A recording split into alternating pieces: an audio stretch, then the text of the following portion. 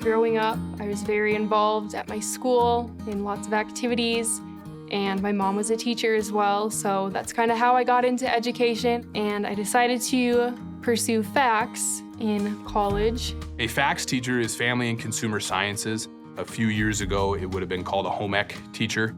So for 1 year, we had a FACS teacher that was split. We searched high and low for a FACS teacher. I hadn't even finished filling out my application yet when Jim Green called me and just asked me to interview with him.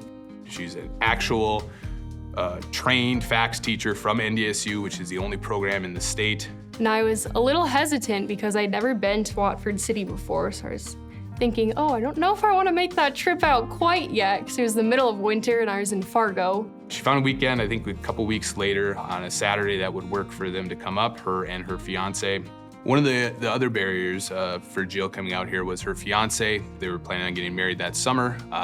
He was looking for employment as well. He was finishing up with his campus ministry role. He knew he wanted to do something else, and he decided that he wanted to become an electrician. So we have tremendous community support here in Watford City. So I sent out an email to our staff, and our staff is great here about supporting recruiting, supporting new people. By the end of the day, I think I had 5 or 6 numbers of electricians. And I believe when he came down here, he said the first number he called said, yeah, we'll take you on.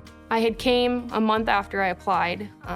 My husband, Joe, and I had came up and Jim wanted to show us the school, show us around the town. I really didn't know what to expect. We definitely were looking for a community where we can be more intentional and be like, okay, this is our community.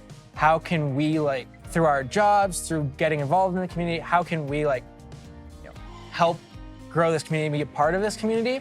My whole life, I've slowly moved to smaller and smaller towns. I started outside of Boston, then Omaha, then to Fargo, and then now to here. So it's it was different for me at first. I definitely was still nervous when we moved here. We saw that school as soon as we drove up, and we were like, wow, this is very impressive. This is a community that actually cares about their students and wants them to succeed and is clearly doing everything they can to make that happen. And then we drove around the town, and we just absolutely love that there aren't any huge businesses versus Fargo. You have all these huge businesses that no one cares about you, no one knows you.